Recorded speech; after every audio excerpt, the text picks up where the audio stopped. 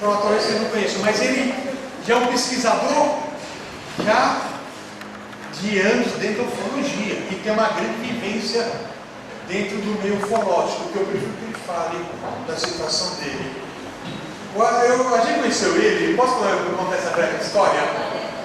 Há uns 13, 14 anos atrás, quando o nosso grupo fazia aqueles congressos ufológicos no Museu de Arte Moderna, no Ramo, que fica dentro do Parque Ibirapuera.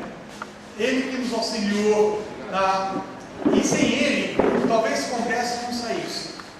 Os 3 eventos que a gente fez lá por 3 anos consecutivos dentro do Museu de Arte Moderna. Então, foi uma época muito boa, foi algo que foi muito enriquecedor para a gente. Maurício, eu gostaria que você viesse para cá. Maurício, obrigado por aceitar o convite. Eles são todos seus. Só vou deixar ajeitado aqui, só um minuto. Boa tarde. Eu falo um pouco baixo, mas se estiver baixo, vocês me. Já que a gente recebeu a notícia da perda de um grande amigo, que é o Flávio Pereira, eu vou iniciar, antes de me apresentar e agradecer. Eu tive a oportunidade de conhecer o Flávio Pereira há mais ou menos esse tempo que o amigo falou, há 14 anos atrás, onde eu convidei ele a participar de um dos eventos de congresso de ufologia humana. Só que sim, o primeiro contato que eu tive com o Flávio Pereira foi aos 18 anos de idade, onde eu li um livro extraordinário chamado Livro Vermelho dos Discos Voadores. Esse livro é um livro super técnico, super interessante e que me deu base para entender que o assunto era muito sério. Então esse foi o meu primeiro contato, vou falar assim, de um material sobre discos voadores. Então quero, antes de começar a me apresentar direitinho, eu quero dedicar essa palestra ao Flávio Pereira, a um grande amigo que se foi também há alguns anos atrás, que o amigo conhece, que é o Marcão. Foi com ele que eu vi uma nave-mãe em Sorocaba, que uma outra oportunidade eu conto para vocês sobre esse fato. Dedico também essa palestra ao primeiro palestrante que fez ver coisas tão fantásticas, que é o Ademar Eugênio de Mello. Eu acredito que alguns de vocês já viram falar dele. Um cara extraordinário, com conhecimento assim, fantástico. E também eu quero dedicar ao Claudio Couto. Foi a primeira vez que eu tive a oportunidade de ver fotos autênticas e não autênticas na casa dele. Isso em 91.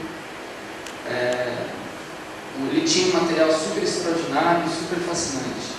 Então eu dedico a minha palestra a essas pessoas que foram tão importantes para a nossa vida, né? Nosso entendimento sobre esse fenômeno que diz respeito diretamente à nossa história. Eu quero agradecer aqui, em primeiro lugar, ao Maldonado, um cara gente boa, de um coração bom, me fez um convite, ao Edson, ao Edson, obrigado. E ao Paulo Amigo, que está aqui, que a gente sempre está vendo ele aqui na televisão, né? Mostrando os casos para a gente. Quero agradecer também as pessoas queridas e seus amigos que estão aqui presentes e a todos vocês. Espero que vocês curtam o que eu quero apresentar para vocês. Na verdade, vou falar assim, é um detalhe do que está por trás de tudo que eu quero apresentar. São fragmentos de algumas verdades que no decorrer da história a gente vai entender, né? Meu nome é Maurício Eloy, eu tenho 45 anos, apesar de ter essa carinha de 20. Eu estou na ufologia desde 78, quando eu vi um extraterrestre. Isso eu posso contar em outra oportunidade. E como palestrante, eu venho dando palestra desde mais ou menos 1990. Só que eu sou um cara mais reservado, então não apareço muito na mídia. A minha de trabalho é uma coisa muito voltada para a história, mas de forma alguma, como historiador, eu não posso deixar de pensar que todas as áreas do conhecimento são imprescindíveis para a gente tentar entender o fenômeno, inclusive a espiritualidade. Então a minha palestra, ela vai ser uma trajetória onde a gente vai ter como foco principal o ser humano, né? E uma das respostas para entender sobre os ETs está dentro da gente, tá? Eu chamei de diáspora humana porque nessas pesquisas que eu venho fazendo no decorrer desses anos todos, eu tenho ainda uma vaga noção que provavelmente existiram 5 espécies de raça humanas, né? 5 espécies de raça humanas. E dentre essas espécies, provavelmente 2 sofreram interferências genéticas diretas. Não só interferências genéticas diretas, como interferências culturais. Então, no decorrer da palestra, a gente vai estar vendo mais ou menos isso que eu estou falando. As perguntas seriam interessantes serão feitas no final, que aí fica um ritmo para a gente poder dar andamento na palestra. Pode passar primeiro. Eu estou usando essa palavra possibilidades, porque agora mesmo na apresentação do amigo, a gente viu que ele mostrou um monte de evidências que podem ser ou podem não ser. Então as possibilidades, elas estão presentes nos dois lados, né? Como historiador, eu tenho que pensar nisso também, né? O meu caminho é de pedra, mas pode ser de várias coisas. Pode passar. A história. Eu botei como uma base de pesquisa, ou de metodologia de pesquisa, um historiador fundamental para a gente entender como que funciona uma pesquisa histórica. Apesar que hoje a gente pode falar que a própria internet pode ser um produto histórico, com as suas falhas, com os seus acertos. Então, pode passar. Esse autor, historiador, é o Huizinga, onde ele escreve um livro muito bonito, chamado Livro do Outono da Primavera, da Idade Média. A partir desse historiador, a história ela pode ser vista de várias formas. Necessariamente, a gente não precisa de um documento para certificar a história. Um culto religioso pode ser produto histórico. Um aperto de mão pode ser um produto histórico. Uma foto, hoje, a partir dele, pode ser um produto histórico. Então, o meu objetivo de estar mostrando ele é essa base que eu tenho de pensamento para poder mostrar tudo que eu vou mostrar. Tá? Pode passar. A nossa maior verdade. Deixa eu deixar aqui.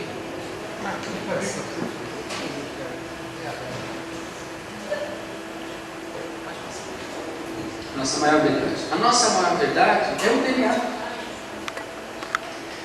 Esse DNA tem já uma resposta definitiva de quem somos. Já tem. Isso já tem. No decorrer da palestra vocês vão ver. A gente tem um biólogo aqui, depois ele pode falar.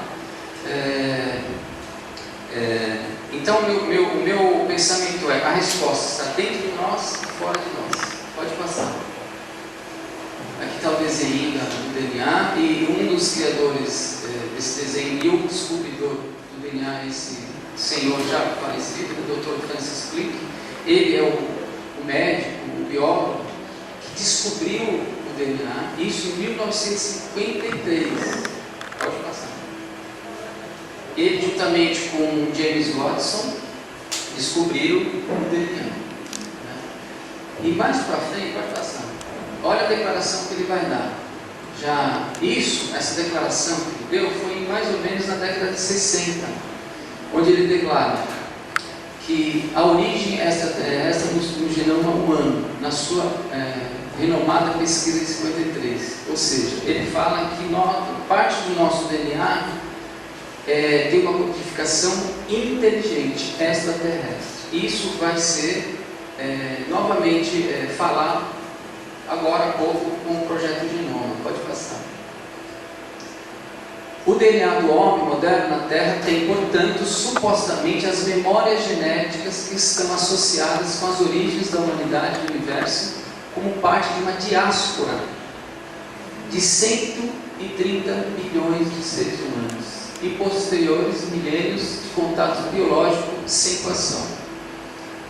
Ou seja, ele está falando para a gente que há uma possibilidade muito grande de ter existido essa interferência genética direta na nossa história. E provavelmente, isso a gente não tem certeza, deve ter existido 2 ou 3 interferências genéticas. Pode passar. Eu procurei várias fotos do Dr. Chen, mas é difícil achar, né? Esse é o chefe do projeto Genoma coreano, onde ele faz a seguinte declaração: nossa hipótese é que uma forma de vida extraterrestre superior se ocupou em criar novas formas de vida e de plantá-las em vários planetas. A Terra é apenas uma delas. Não é um ufólogo falando. É a maior autoridade em DNA no mundo. O G1, que é um portal da Globo, quando ele